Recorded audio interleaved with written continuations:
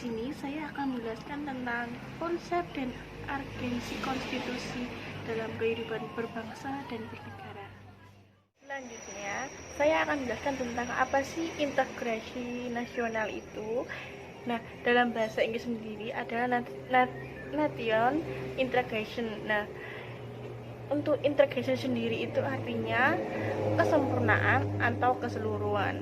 Kata ini berasal dari bahasa Inggris yang berarti integer, yang berarti utuh atau menyeluruh. Nah, berdasarkan arti etimologisnya itu, integritas dapat diartikan sebagai pembauran hingga menjadi suatu kesatuan yang utuh dan bulat. Nah, untuk nation artinya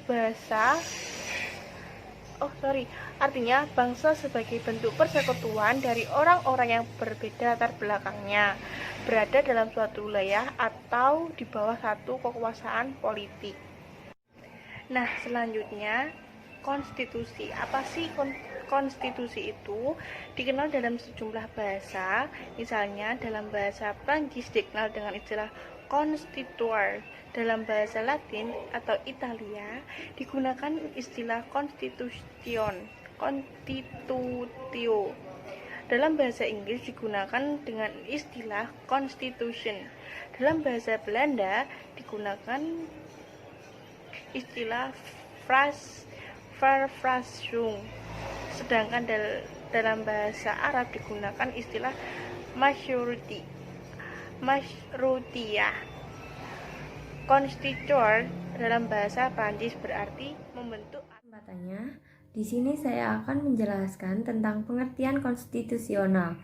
Yang pertama, menurut Lord James Brice, yaitu kerangka negara yang diorganisasikan melalui dan dengan hukum, yang menetapkan lembaga-lembaga yang tetap atau permanen, dan yang menetapkan fungsi-fungsi dan hak-hak dari lembaga-lembaga permanen tersebut. Yang kedua yaitu menurut C.F. Strong, yaitu suatu kumpulan asas-asas mengenai kekuasaan pemerintah, hak-hak yang diperintah, dan hubungan antara keduanya, pemerintah dan yang diperintahkan dalam konteks hak-hak asasi manusia. Dan yang ketiga yaitu secara umum, konstitusi adalah perangkat aturan atau hukum yang berisi ketentuan tentang bagaimana pemerintahan diatur dan dijalankan. Aturan atau hukum yang terdapat dalam konstitusi itu mengatur hal-hal yang amat mendasar dari suatu negara. Terima kasih atas kesempatannya. Selanjutnya saya akan menjelaskan tentang fungsi konstitusional. Yang pertama, konstitusi berfungsi sebagai landasan konstitusionalisme. Landasan konstitusionalisme adalah landasan berdasarkan konstitusi, baik konstitusi dalam arti luas maupun konstitusi dalam arti sempit. Konstitusi dalam arti luas meliputi undang-undang dasar, undang-undang organik, peraturan perundang-undangan lain, dan konvensi. Konstitusi dalam arti sempit berupa undang-undang dasar. Kemudian yang kedua, konstitusi berfungsi untuk membatasi kekuasaan pemerintah sedemikian rupa sehingga penyelenggaraan kekuasaan tidak bersifat sewenang-wenang. Gagasan ini dinamakan konstitusionalisme yang oleh Charles Joseph Friedrich dijelaskan sebagai gagasan bahwa pemerintah merupakan suatu kumpulan kegiatan yang diselenggarakan oleh dan atas nama rakyat, tetapi yang dikenakan beberapa pembatasan yang diharapkan akan menjamin bahwa kekuasaan yang diperlukan untuk pemerintah ini tidak disalahgunakan oleh mereka yang mendapat tugas untuk memerintah.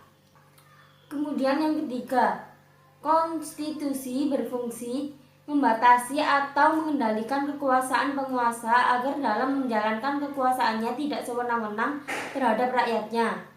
Kemudian memberi suatu rangka dasar hukum bagi perubahan masyarakat yang dicita-citakan tahap berikutnya. Kemudian dijadikan landasan penyelenggaraan negara menurut suatu sistem ketatanegaraan tertentu yang dijunjung tinggi oleh semua warga negaranya. Yang terakhir, menjamin hak-hak asasi warga. Baik, terima kasih atas kesempatannya. Perkenalkan, nama saya Melinda Velia Fitria Daniarti dengan NIM 2019-110646. Di sini saya akan melanjutkan presentasi dari rekan saya tentang perlunya konstitusi dalam kehidupan berbangsa negara Indonesia. Yang pertama, untuk apa sih konstitusi itu diperlukan? Konstitusi bertujuan untuk memberikan pembatasan sekaligus pengawasan terhadap kekuasaan politik. Tujuan ini berfungsi untuk membatasi kekuasaan penguasa sehingga tidak melakukan tindakan yang merugikan masyarakat banyak.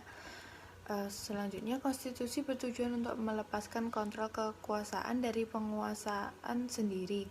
Maksudnya, memberikan perlindungan terhadap hak asasi manusia atau HAM, sehingga dengan adanya konstitusi, maka setiap penguasa dan masyarakat wajib menghormati hak asasi manusia dan berhak mendapatkan perlindungan dalam melakukan haknya. Konstitusi juga berfungsi memberikan batasan-batasan ketetapan bagi para penguasa dalam menjalankan kekuasaannya. Selain memberikan batasan-batasan untuk penguasa, bertujuan untuk memberikan pedoman bagi penyelenggara negara agar negara dapat berdiri kokoh. Selanjutnya, adakah negara yang tidak memiliki konstitusional?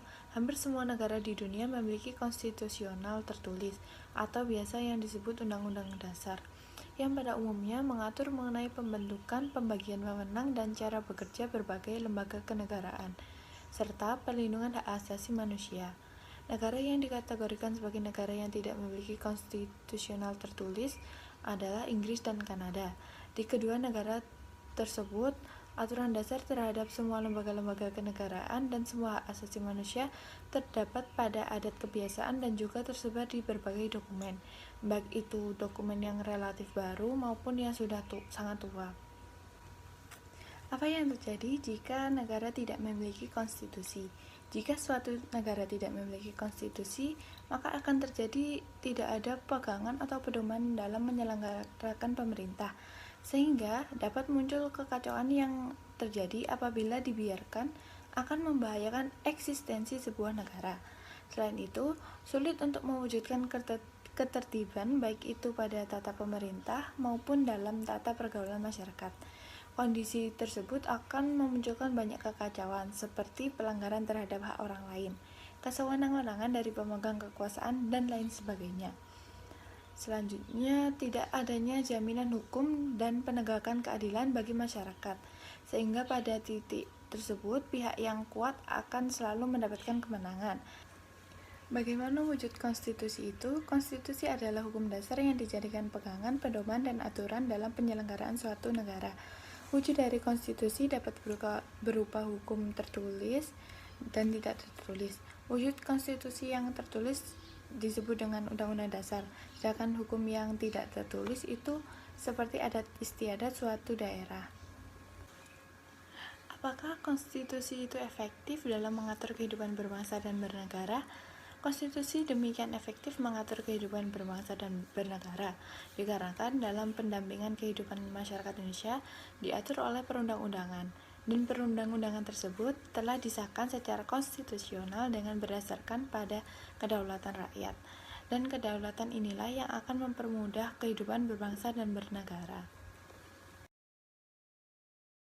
Nah, selanjutnya yaitu mengenali sumber historis, sosiologis, dan politik tentang konstitusi dalam kehidupan berbangsa dan bernegara Indonesia. Nah, ternyata sebelumnya sejarah menjadikan bangsa kita telah mengalami pembangunan integrasi sebelum negara ini menjadi negara yang merdeka. Nah, menurutnya ada 3 model integrasi dalam sejarah perkembangan integrasi di Indonesia. Yang pertama itu ada model integrasi Impremium Majapahit, yang kedua adalah model integrasi kolonial, dan yang terakhir ada model integrasi nasional Indonesia.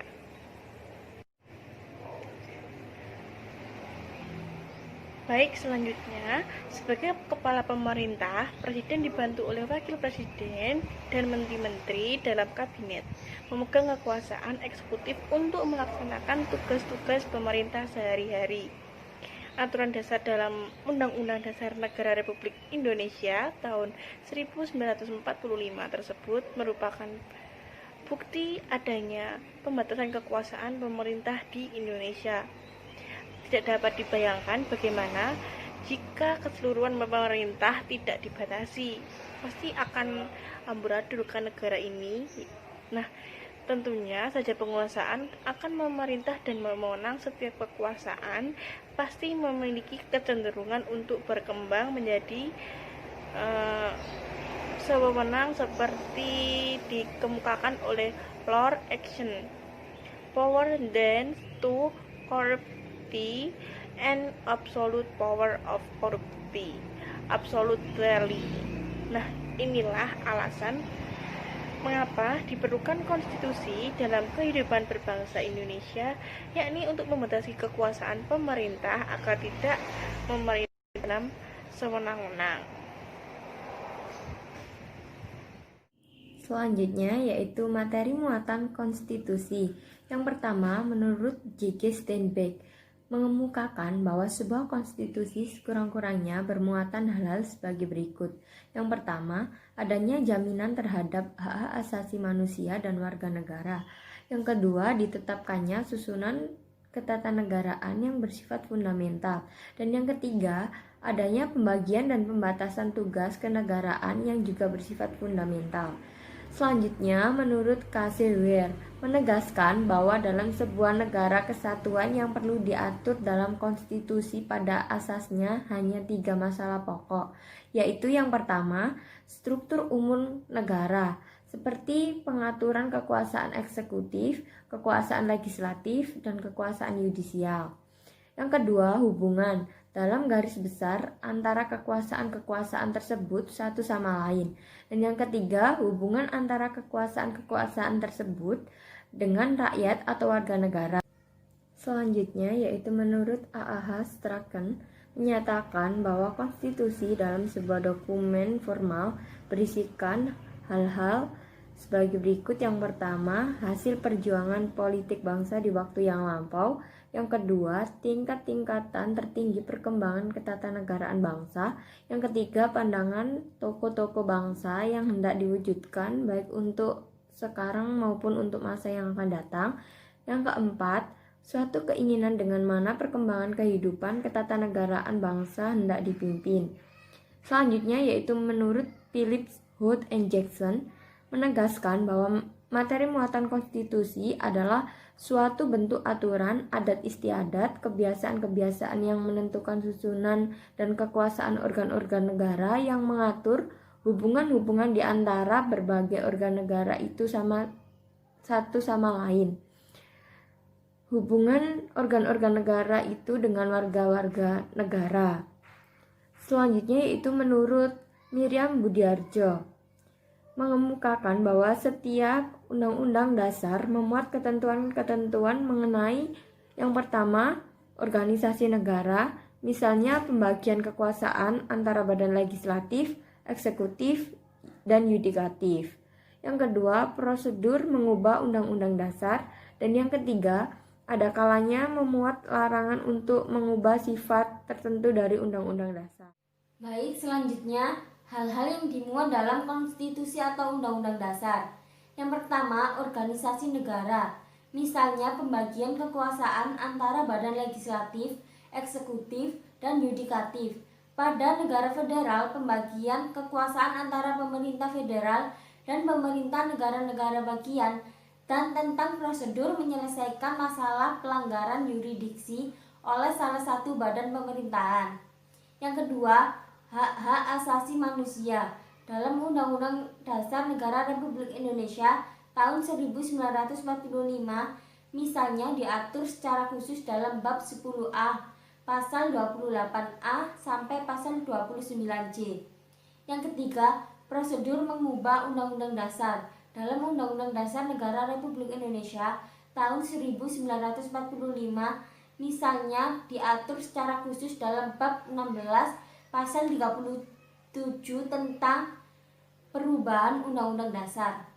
Kemudian yang keempat, ada kalanya memuat larangan untuk mengubah sifat tertentu dari Undang-Undang Dasar. Hal ini biasanya terdapat jika para penyusun Undang-Undang Dasar ingin menghindari terulangnya kembali hal-hal yang baru saja diatasi, seperti misalnya munculnya seorang diktator atau kembalinya suatu monarki. Kemudian yang terakhir, memuat cita-cita rakyat dan asas-asas ideologi negara. Ungkapan ini mencerminkan semangat atau spirit yang oleh penyusun Undang-Undang Dasar ingin diabadikan dalam Undang-Undang Dasar, sehingga mewarnai seluruh naskah Undang-Undang Dasar. Baik, selanjutnya saya akan menjelaskan arti konstitusional secara dalam artian sempit dan artian luas. Dalam arti sempit, konstitusional merupakan suatu dokumen atau seperangkat dokumen yang berisi aturan-aturan dasar untuk menyelenggarakan suatu negara. Sedangkan dalam artian luas, konstitusi merupakan peraturan, baik itu tertulis maupun tidak tertulis, yang menentukan bagaimana lembaga negara dibentuk dan dijalankan. Jika kita mengartikan konstitusional secara sempit, yakni sebagai suatu dokumen atau seperangkat dokumen, maka kerajaan Inggris tidak memiliki konstitusi yang termuat dalam satu dokumen tunggal. Oleh karena itu, kita harus mengambil pengertian konstitusi secara luas, sebagai suatu peraturan, tertulis maupun tidak tertulis, yang menentukan bagaimana negara dibentuk dan dijalankan. Jika demikian, kerajaan Inggris memiliki konstitusi. Negara tersebut bukan satu-satunya yang tidak memiliki konstitusi tertulis.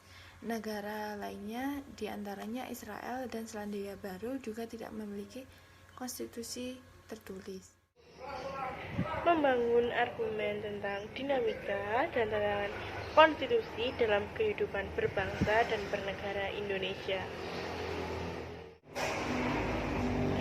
Membangun argumen tentang dinamika dan tantangan integrasi nasional. Dinamika integrasi nasional di Indonesia sejak kita bernegara tahun 1945, upaya membangun integrasi secara terus-menerus dilakukan. Terdapat banyak perkembangan dan dinamika integrasi yang terjadi di Indonesia. Integrasi sejalan dengan tantangan zaman waktu itu. Dinamika ini bisa dicontohkan peristiwa integrasi berdasarkan 5 jenis integrasi sebagai berikut. Yang pertama, integrasi bangsa, integrasi wilayah, dan yang ketiga itu ada integrasi nilai, integrasi elit atau massa. Yang terakhir itu ada integrasi tingkah laku, perilaku integratif. Nah, untuk tantangan dalam membangun integrasi sendiri dalam upaya mewujudkan integrasi nasional Indonesia, tantangan yang dihadapi datang dari dimensi horizontal, vertikal. Dalam dimensi horizontal, tantangan ada yang berkenaan dengan belahan horizontal yang berakar pada perbedaan suku, agama, ras, dan geografi. Sedangkan dalam dimensi vertikal, tantangan yang ada adalah berupa celah perbedaan antara elit dan massa, di mana terbelakang pendidikan ke kota menyebabkan kaum elit berbeda dari massa yang cenderung berpandangan tradisional. Masalah yang berkenaan dengan dimensi vertikal lebih sering muncul ke permukaan setelah berbaur dengan dimensi horizontal, sehingga hal ini memberikan kesan bahwa kasus Indonesia dimensi horizontal lebih menonjol daripada dimensi vertikal. Terkait dengan dimensi horizontal, salah satu personal yang dialami oleh negara-negara berkembang termasuk Indonesia ini dalam mewujudkan integrasi nasional adalah masalah primordialisme yang masih kuat. Titik pusat goncang primordial biasanya berkisar pada beberapa hal, yaitu masalah hubungan daerah, kekuasaan, jenis bangsa atau ras, bahasa, daerah, agama, dan kebiasaan. Terkait dengan dimensi vertikal, tantangan yang ada adalah kesediaan para pemimpin untuk terus-menerus bersedia berhubungan dengan rakyatnya, memimpin dengan mau mendengarkan keluh kesahnya rakyat, mau turun ke bawah atau turun tangan langsung ke lapangan, dan dekat dengan kelompok-kelompok atau merasakan kelompok yang merasa sangat dikucilkan seperti itu. Lalu terkait dengan tantangan dimensi vertikal dan horizontal dalam integrasi nasional, Indonesia tersebut semakin tampak setelah memasuki era reformasi tahun 1998. Konflik horizontal merupakan vertikal sering terjadi bersamaan dengan melamanya otoritas pemerintah di pusat. Kebebasan yang digulirkan pada era reformasi sebagai mana bagian dari proses demokratis telah banyak disalahgunakan oleh kelompok-kelompok dalam masyarakat untuk bertindak seenaknya sendiri. Tindakan ini kemudian memunculkan adanya gesekan antara kelompok satu dengan kelompok lain atau dengan masyarakat, dan akan memunculkan suatu konflik atau kemusuhan antar kelompok atau masyarakat itu sendiri. Bersama dengan itu, demokratis menentang kebijakan pemerintah juga banyak terjadi, bahkan sering demokrasi itu diikuti oleh tindakan-tindakan anarkis atau tindakan yang jahat seperti itu. Sekian dari saya, terima kasih. Pada pertengahan 1997, negara kita dilanda krisis ekonomi dan moneter yang sangat hebat. Krisis ekonomi dan moneter yang melanda Indonesia ketika itu merupakan suatu tantangan yang sangat berat. Akibat dari krisis tersebut adalah harga-harga melambung tinggi, sedangkan daya beli masyarakat terus menurun. Sementara itu, nilai tukar rupiah terhadap mata uang asing, terutama dolar Amerika, semakin merosot. Menyikapi kondisi tersebut, pemerintah berusaha menanggulanginya dengan berbagai kebijakan. Namun kondisi ekonomi tidak kunjung membaik. Bahkan kian hari semakin bertambah parah. Krisis yang terjadi meluas pada aspek politik. Masyarakat mulai tidak lagi mempercayai pemerintah. Maka timbullah krisis perpecahan pada pemerintah. Gelombang unjuk rasa secara besar-besaran terjadi di Jakarta dan di daerah-daerah. Unjuk rasa tersebut dimotori oleh mahasiswa, pemuda, dan berbagai komponen bangsa lainnya. Pemerintah sudah tidak mampu lagi mengendalikan keadaan, maka pada tanggal 21 Mei 1998, Presiden Soeharto menyatakan berhenti dari jabatannya. Berhentinya Presiden Soeharto menjadi awal era reformasi di tanah air. Pada awal era reformasi, pertengahan tahun 1998, muncullah berbagai tuntutan reformasi di masyarakat. Tuntutan tersebut disampaikan oleh berbagai komponen bangsa, terutama oleh mahasiswa dan pemuda. Beberapa tuntutan reformasi itu antara lain yang pertama, mengamandemenkan Undang-Undang Dasar Negara Republik Indonesia 1945. Dan yang kedua, menghapuskan doktrin dui fungsi Angkatan Bersenjata Republik Indonesia. Yang ketiga, yaitu menegaskan supremasi hukum, penghormatan hak asasi manusia, serta pemberantasan korupsi, kolusi, dan nepotisme. Dan yang keempat, melakukan desentralisasi dan hubungan yang adil antara pusat dan daerah. Yang kelima, yaitu mewujudkan kebebasan pers. Dan yang terakhir, mewujudkan kehidupan demokrasi. Selanjutnya, mendeskripsikan esensi dan urgensi konstitusi dalam kehidupan berbangsa negara. Setelah melewati proses yang cukup panjang, akhirnya MPR RI berhasil melakukan perubahan UUD Negara Republik Indonesia tahun 1945. Perubahan Undang-Undang Dasar Negara Republik Indonesia tahun 1945 yang pada mulanya merupakan tuntutan reformasi. Dalam perjalanannya telah menjadi kebutuhan seluruh komponen bangsa. Jadi tidak heran jika dalam proses perubahan Undang-Undang Dasar Negara Republik Indonesia tahun 1945, seluruh komponen bangsa berpartisipasi secara aktif dalam 4 kali masa sidang MPR. Undang-Undang Dasar Negara Republik Indonesia tahun 1945 mengalami perubahan sebagai berikut. Perubahan pertama, Undang-Undang Dasar Negara Republik Indonesia tahun 1945 dihasilkan pada sidang umum MPR tahun 1999 tanggal 14 sampai 21 Oktober tahun 1999.